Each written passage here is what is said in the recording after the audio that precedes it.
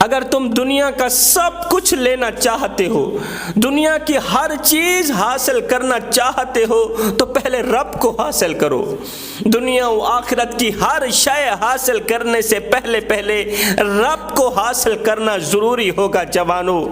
اگر آپ مصیبتوں، پریشانیوں، بیماریوں کی دلدل میں پھنسے ہوئے ہیں تو ان تمام آفات و بلیات سے نکلنے کے لیے حضرت سیدنا موسیٰ علیہ السلام کے اس چھوٹے سے واقعے نے ہمیں راستہ بتلا دیا، ہمیں راستہ بتا دیا ہے کہ مصیبتوں، پریشانیوں سے کس طرح چھٹکارا حاصل کیا جائے۔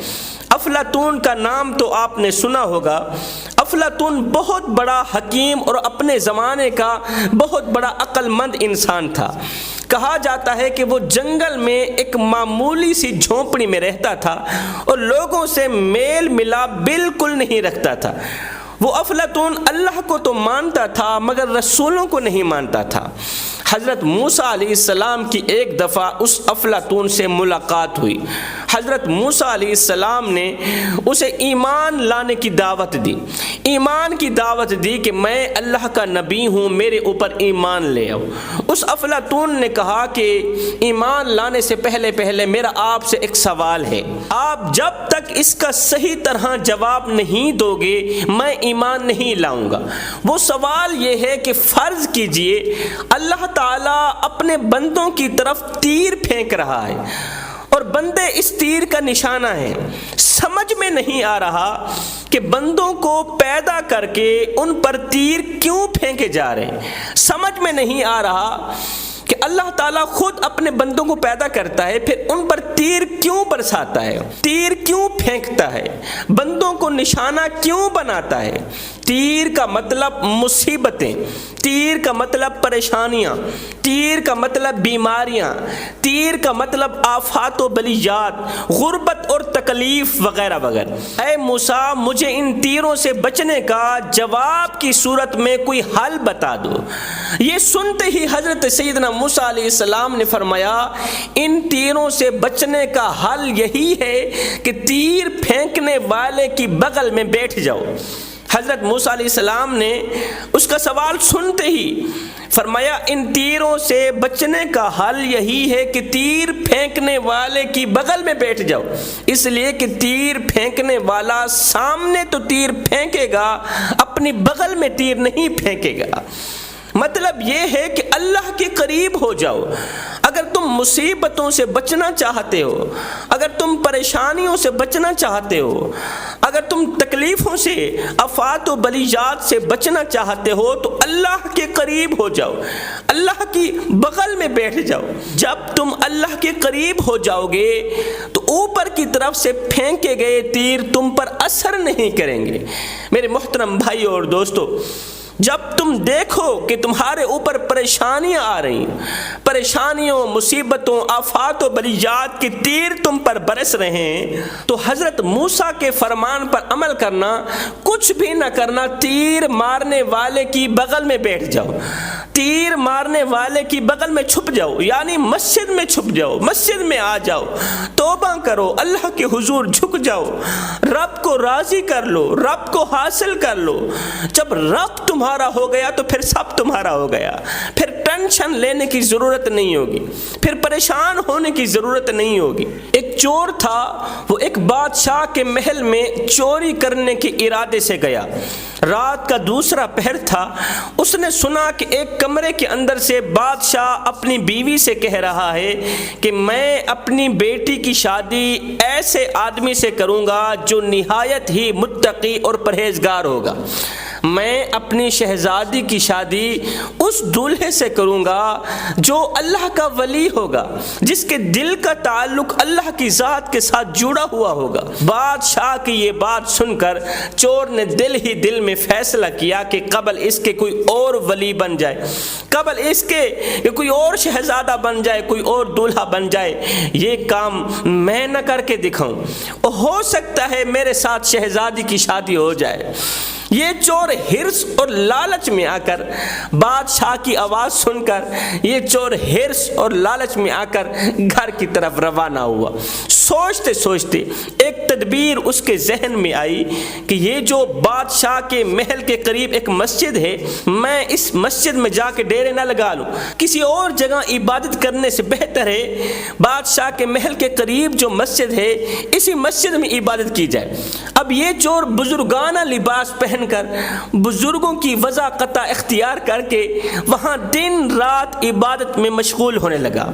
بادشاہ کے محل کے قریب جو مسجد تھی نا، اس مسجد کے اندر دن رات عبادت میں مشغول ہونے لگا، اس سوچ کی بنیاد پر کہ میری خبر بادشاہ تک پہنچے گی کہ یہاں کوئی ایسا متقی پرہیزگار رہتا ہے جو دن رات اللہ کی عبادت میں مصروف رہتا ہے، ہو سکتا ہے بادشاہ کی نگاہ انتخاب میرے اوپر پڑ جائے اور میں چن لیا جاؤں، شہزادی سے میری شادی ہو جائے۔ یہ شخص 5 سال مسلسل دن رات سجدوں پہ سجدے کرتا رہا، دن کو روزہ رکھتا، پوری رات عبادت کرتا۔ آہستہ آہستہ علاقے میں اس عبادت گزار کی شہرت ہونے لگی۔ جب بادشاہ کو یہ بات معلوم ہوئی تو اپنے ارادے کے مطابق غور و فکر کرنا اس نے شروع کر دیا۔ بادشاہ نے اپنے وزیر کو بیٹی کی شادی کے سلسلے میں گفتگو کے لیے بھیجا۔ وزیر مسجد میں عبادت گزار کے پاس پہنچا، بڑے ہی ادب و احترام سے کہا کہ میں بادشاہ کا پیغام لے کر آپ کی طرف آیا ہوں۔ وزیر نے بتایا کہ بادشاہ نے کئی سال پہلے یہ فیصلہ کر لیا تھا کہ اپنی شہزادی کا نکاح ایک ایسے شخص سے کرے گا جو بڑا ہی متقی پرہیزگار ہوگا، اللہ والا ہوگا، اللہ کا ولی ہوگا۔ ہمارے بادشاہ نیک داماد کی تلاش میں تھے، آپ کو دیکھ کر بادشاہ کی نظر آپ پر آ کر رک گئی۔ اب یہ شخص جو دراصل اسی تمنا اور آرزو میں یہاں آ کر بیٹھا تھا، 5 سال مسلسل عبادت کی، کس کے پیچھے؟ شہزادی کے پیچھے۔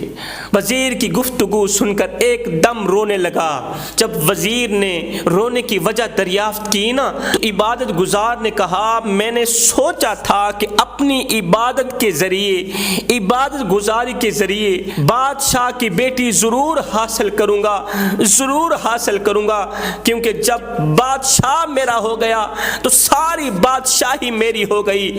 اب اے وزیر، یہاں سے اٹھ کے چلا جا،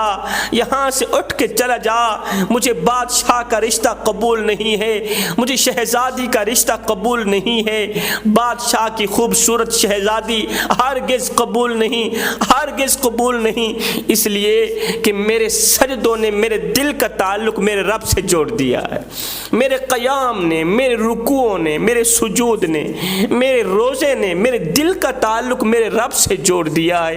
اب مجھے بادشاہوں کا بادشاہ مل گیا، ان بادشاہوں کی ضرورت ہی نہیں، شہنشاہوں کا شہنشاہ مل گیا۔ یہاں پر مجھے آقا کریم علیہ السلام کا ایک فرمان یاد آ گیا۔ کسی نے آ کر کہا، یا رسول اللہ، فلاں شخص دن کو روزہ رکھتا ہے، رات کو چوری کرتا ہے، دن کو نماز پڑھتا ہے، رات کو چوری کرتا ہے، دن کو نماز پڑھتا ہے، رات کو چوری کرتا ہے۔ میرے نبی نے فرمایا وہ نماز پڑھتا رہے، وہ نماز بالکل بھی نہ چھوڑے، ایک دن آئے گا یہی نماز اسے چوری سے دور کر دے گی، یہی نماز اسے چوری سے دور کر دے گی، اس گناہ کبیرہ سے دور کر دے گی۔ جوانوں، تمہیں کائنات کی ہر چیز مل جائے گی، ایک بار اللہ کی طرف رجوع تو کر لو، اللہ کے ساتھ صلح تو کرو نا، ناراض رب کو منانے کی کوشش تو کرو۔ حضرت جنید بغدادی کے پاس ایک عورت اپنے شوہر کی شکایت لے کر آئی، کہنے لگی، حضرت، میرے حسین و جمیل ہونے کے باوجود بھی میرا شوہر دوسری عورتوں کی طرف نظریں اٹھاتا ہے۔ حضرت، اگر شریعت میں پردے کا حکم نہ ہوتا تو میں اپنا چہرہ آپ کے سامنے کھول کر بتاتی، آپ کو دکھاتی کہ میں کتنی حسین و جمیل ہوں، اللہ نے مجھے کس قدر حسن دیا۔ مجھے دکھ ہوتا ہے کہ میرے جیسی حسین و جمیل بیوی کے ہونے کے باوجود بھی میرا شوہر دوسری عورتوں کی طرف نظریں اٹھائے، دوسری عورتوں کو دیکھے۔ ہائے، یہ جملہ سنتے ہی حضرت جنید بغدادی زمین پہ گرے، بے ہوش ہو گئے، بے ہوش ہوش ہو گئے، ہوش جاتی رہی، کافی دیر تک بے ہوش رہے۔ جب ہوش میں آئے تو مریدوں نے کہا حضرت عورت نے تو کوئی ایسی بات نہیں کی تھی کہ آپ پر غشی طاری ہو گئی۔ حضرت نے فرمایا او نادانو، تم نے اس عورت کی بات نہیں سنی، وہ عورت کہہ رہی تھی کہ میرے جیسی حسین و جمیل بیوی کے ہوتے ہوئے بھی میرا شوہر دوسروں کی طرف نظریں کرتا ہے، دوسروں کی طرف نظریں اٹھاتا ہے۔ ہائے، یہ سن کر مجھے کریم آقا کی ایک حدیث یاد آ گئی۔ میرے نبی نے فرمایا، اللہ فرماتا ہے اے میرے حبیب، جس کا خدا میرے جیسا ہو کیا وہ بندہ مجھے چھوڑ کر دوسروں کی طرف نظریں کر سکتا ہے؟ جس کا رب میرے جیسا ہو کیا وہ انسان میرے جیسے رب کو چھوڑ کر دوسروں کی طرف نظریں کر سکتا ہے؟ میرا دروازہ چھوڑ کر کسی غیر کے دروازے پہ جا کے ہاتھ پھیلا سکتا ہے، بھیک مانگ سکتا ہے، خیرات مانگ سکتا ہے؟ جب چاند اتنا حسین ہے تو اس کو بنانے والا کتنا حسین ہوگا بھائیو؟ جو مٹھاس کو پیدا کرنے والا ہے اس میں کتنی مٹھاس ہوگی؟